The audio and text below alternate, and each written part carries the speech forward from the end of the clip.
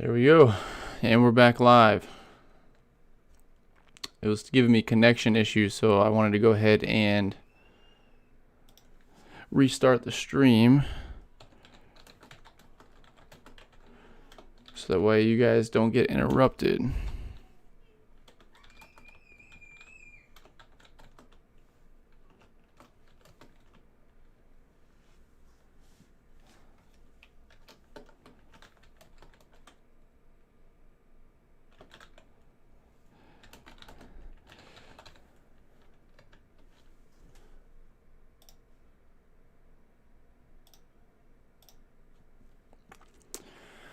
All right, welcome to the Wholesale to Freedom Live Q&A.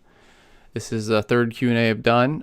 Take advantage of me. I'm here to help you guys answer your questions. I've done plenty of deals. My name's Alex Harshman, and I've done plenty of deals. I've done over 60 plus deals. I've done a ton of assignments and double closes and creative wholesale deals. So anything is on the table, ask me anything, and I'm here to help you. I go live every Friday at 1 p.m. Eastern Standard. And if you want to get notified of that, just subscribe down below, click that notification bell. Also, smash the thumbs up if this helps you at all. So be sure to check out some of my other videos. But let's, till we get some people, I'm going to continue talking about my week and how it's going so far. So this week, we have several properties that we've made offers on, and we're just waiting on some communication between all parties. So there's multiple people on title, and because of that, we're just waiting on approval for a couple people before we go under contract. Once we go under contract, these are going to be some pretty great deals, like at least 20,000 each. One of them hoping to be like 30, 35. So that would be pretty sweet if we could get that closed before Christmas, or even before the New Year's, to end this year off strong. So yeah, let me know if you have any questions or anything. I'll probably be live for another 10 minutes, and if we don't get anybody, then probably just end the stream right here. Kevin says, if you don't mind me asking, how do you pay your VAs? Is it weekly or monthly? So I like to pay them depending on how long they work. Like right now, I have a part-timer and I have two part-timers, and one of them's going to be going full-time. So part-timers, because of the fees every time I pay them with PayPal, I typically pay them bi-weekly. If the dollar amount's not that high, like anything below $100 or even below $50, I should say, then I'll pay them bi-weekly. But if it's over $50, then I'll pay them weekly. Because I know as an employee, whenever I was working for somebody, I love to get paid weekly, and so for that reason, I try to pay them each week. But I have a lady who only works 2 hours a day, and I pay her bi-weekly. So because PayPal, they charge a crazy amount on fees, and I tried the other services, and they weren't really any much better. So that was a good question. Did that answer your question?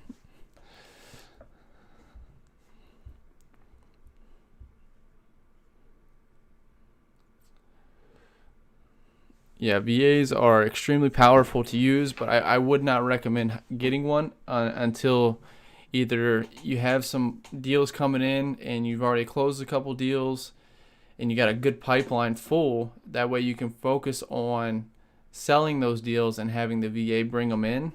But I would not scale up until you're at that point, because you don't want to hire it out, have a pipeline full, and the VA not produce any results, and then all of a sudden you don't have any deals coming in, you don't have any predictable income. I made that mistake. I thought I could just hire out once I had everything down good to go, and I lost a lot of time, I lost a lot of money in marketing, and I wasn't managing my VAs as properly as I should, and so it's all a learning process. Over the last couple months, over this year actually, I've gotten 10 times better at managing my VAs and kind of making sure that they're producing. And so, I'm the type of person that has to fail in order to learn. A lot of people aren't like that. But for me, I have to, I'll fail 1,000 times before I get it right the first time. Once I get it right, man, I 10x it. So, what other questions do we have? We got 4 people in here. I want to see what y'all are thinking. What's on your mind? What are you struggling with in your business right now?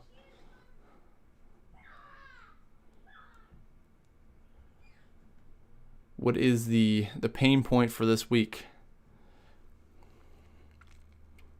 Are you all excited for 2021? I know I am. We're gonna freaking crush it, coronavirus or not. What's going on, bro? How's it going? It's going good. How you doing? Just taking it one day at a time, learning something new every day. Every day's a school day.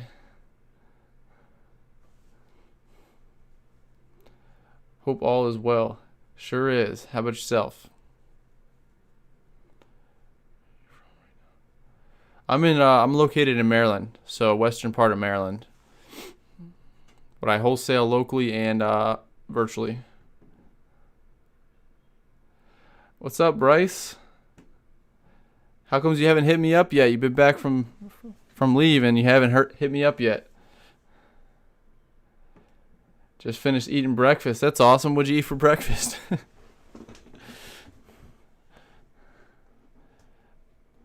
I'm in Jersey. I've been in Maryland before. Okay, yeah. Well, if you're ever in Maryland, hit me up on Instagram. If you have any questions or anything, let me know.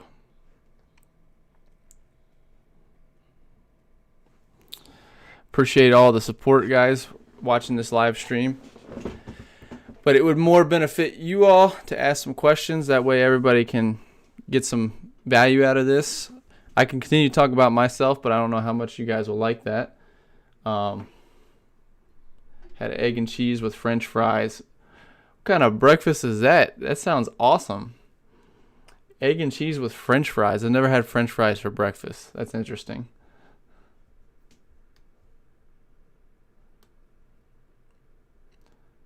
That's very interesting. That's going to be my new meal prep, French fries for breakfast.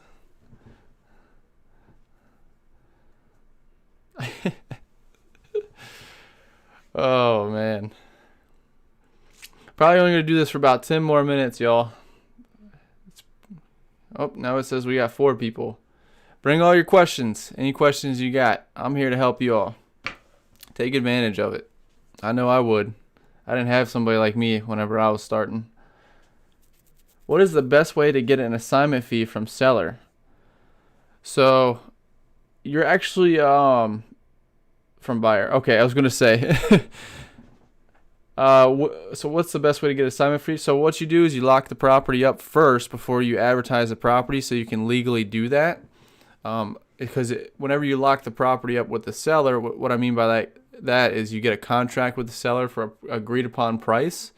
Once you get that contract signed by both parties, you now have what's called equitable interest, and that allows you to legally assign that interest to a buyer. So you're essentially selling the contract.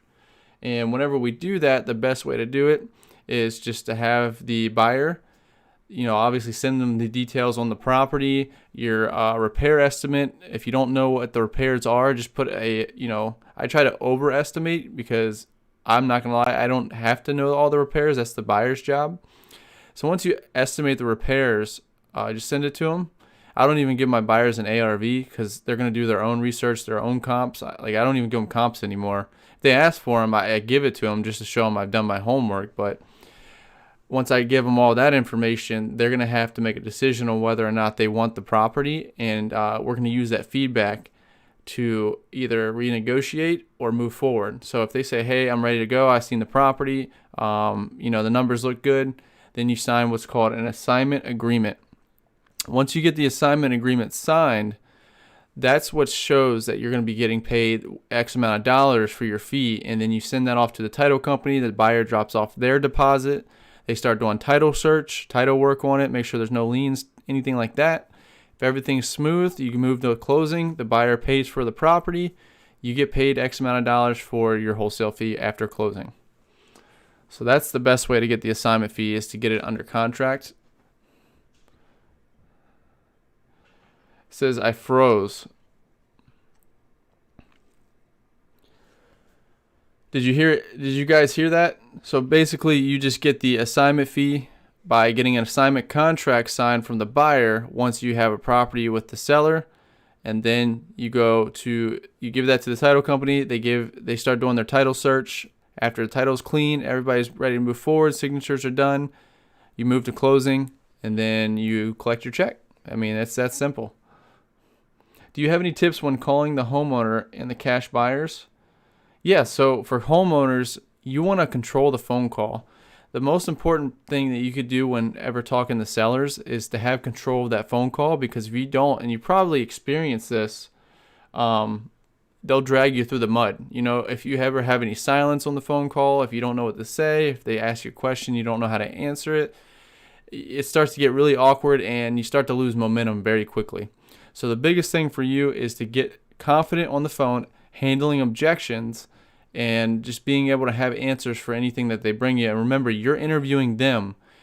You're not letting them interview you. So you're calling them to answer or ask the questions that you need answered. Once you ask those questions, if they ever ask you a question, as soon as you answer it, you immediately cut them off and ask another question to control that phone call. Now, when talking to buyers, you're going to want to be a little bit more direct than with the seller. A seller is kind of more customer servicey. Now, with the buyers, you're going to be a little bit more direct. You're going to want to be very firm with them and just say, hey, my partner, he said this is what we can do. Here's the property we have, yada, yada, yada. If they're going to ask you some questions, if you're not okay with it, then you got to be upfront with them. Like talking to the seller and stuff, like, hey, this is how we operate. You're going out to the property. You're going to view the property. If you talk to the seller, we won't do business with you anymore. And, we run off the honor system. So, or you can have somebody go out there if you're doing this virtually for you to be your boots on the ground. You said you've been finding virtual deals. How do you come across these properties that are distressed virtually? So it's the same thing as when you're local. When you're local, you can do driving for dollars and things like that. But you can actually do that virtually as well, and it's through an app called Deal Machine. I'll put it in the description after this video, but I have it on all my recent videos. I have it in the description where you can find that, and I also have a video on my channel where I teach you how to step-by-step drive virtually for dollars. So if you wanted to do that, you can pull county data for absolutely free most of the time. If not, it costs like $20. Just email the person, the county clerk, and they give you that list, and then you can filter through it. Skip trace them using truepeoplesearch.com to get the numbers for free. If you want to do it that way, it takes a lot more time, but you get it the free way. Remember, the free way, and I have a video on that as well, the free versus the paid method of marketing. The free way is going to take a lot of time and energy. The paid way is going to save you that time and energy, but it's going to cost you money. Do you use PropStream or something else? I only use PropStream at the moment. I'm debating on using ListSource starting next year, just to pull the high equities one time per year, and it's just going to cost like $300 to pull all the high equities I need for the entire year.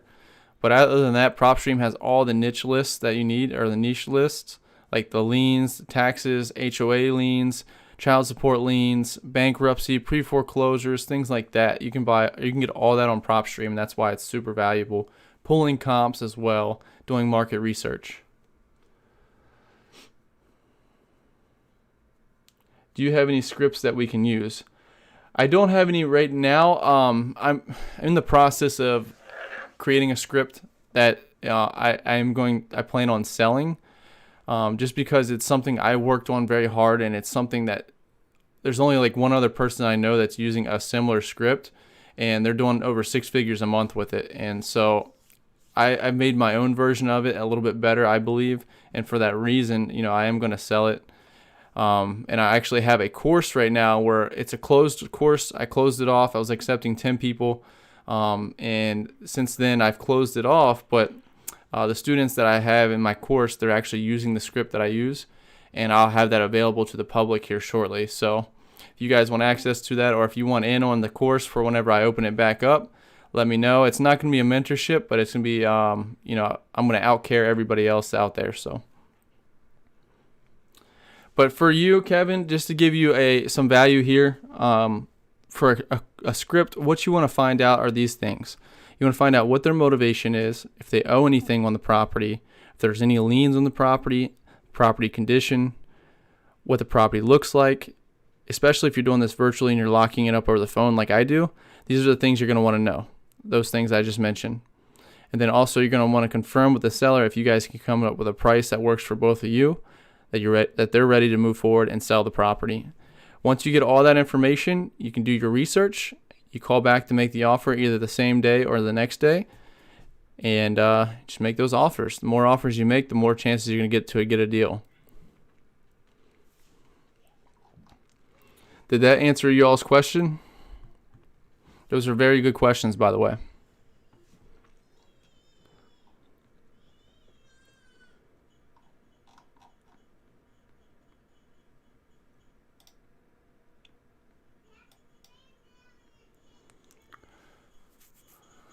Yes, thanks, Alex. Hey, no problem. Yeah, so I think PropStream is a great resource to have. I think it's you can pull. So I was telling my students this. You can do some market research on if you want to do a virtual market. Like if your market's too, like Phoenix, Arizona, it's a market I would not be in unless you live there.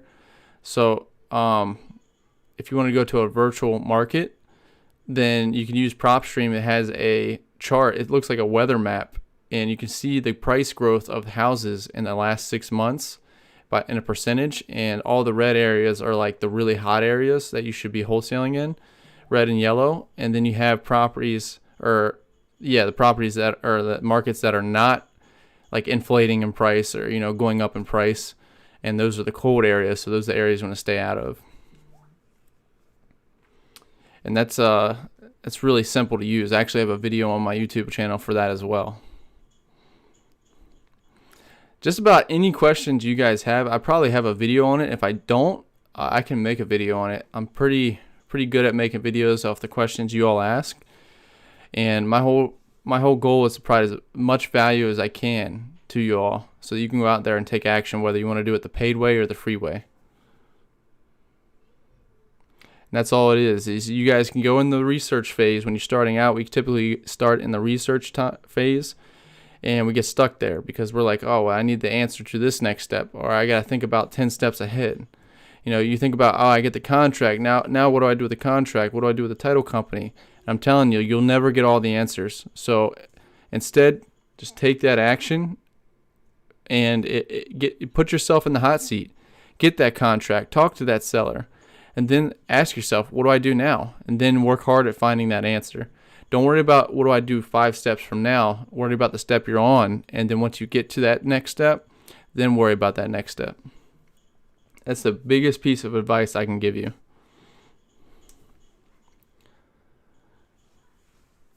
I think that was probably the best advice that I got. And it's probably the reason why I got the most action or the most results that I got when I first started. Did you guys have any other questions?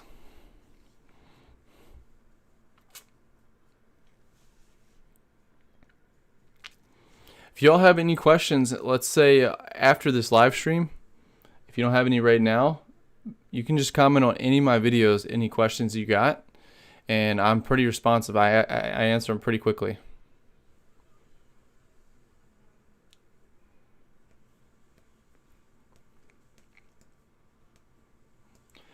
Have you all done any deals? Or are you guys getting started?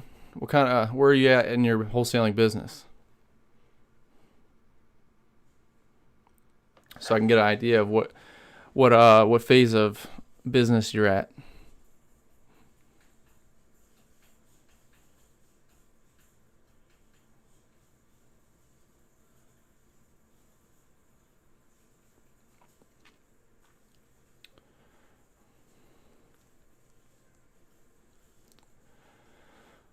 All right, I'm going to give it about 5 more minutes, if that.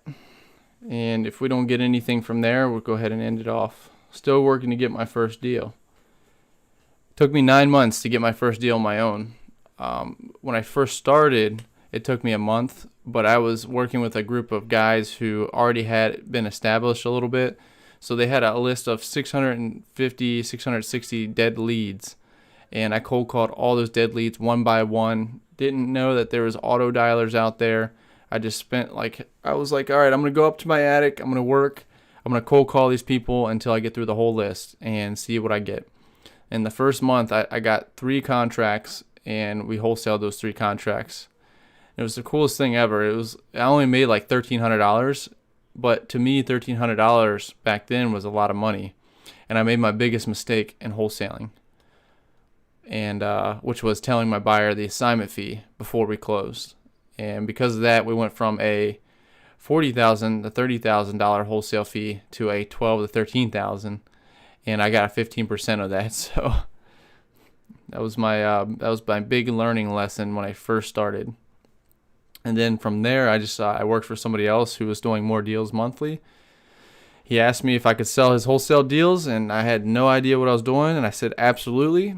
And I just took it and ran with it, figured stuff out on the fly, failed a bunch of times, and I did it on their dime. So that's the benefits of working for somebody else. If you don't have to sign a non-compete or anything, you can get that knowledge and get paid.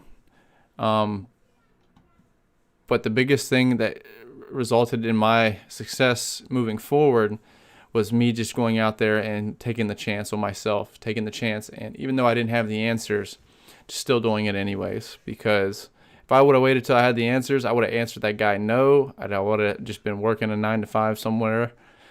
Not that there's anything wrong with that, but it wasn't for me.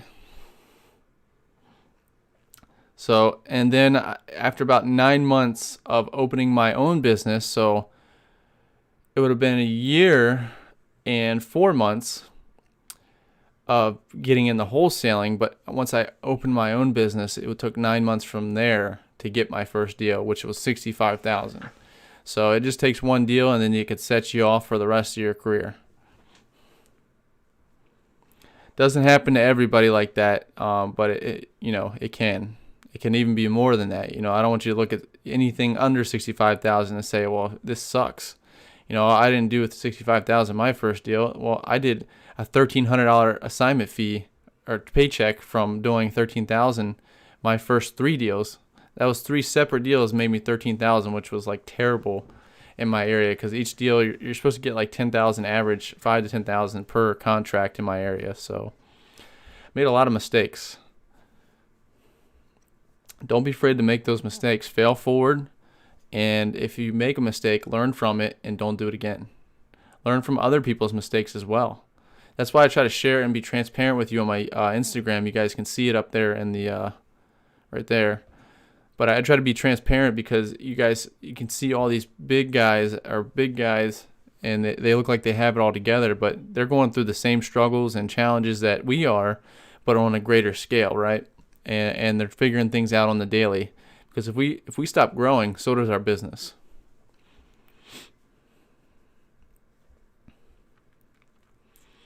Is any of this providing value to you guys, or am I just talking to myself here?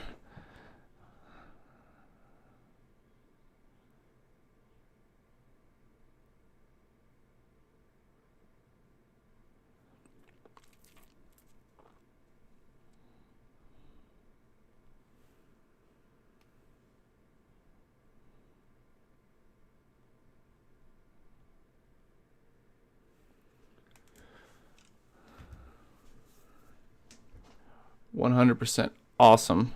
Well, I'm going to leave it at that, and be sure to tune in next week for our live at 1 p.m. Eastern Standard.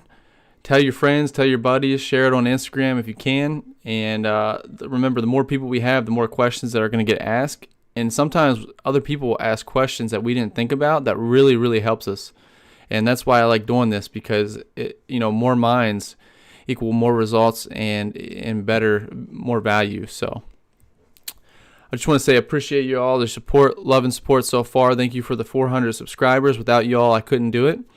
And I'll be putting these videos out every Tuesday and then live streams every Friday at 1 p.m. Eastern Standard. So hope to see you all there, and I hope you all have a great and safe rest of your weekend.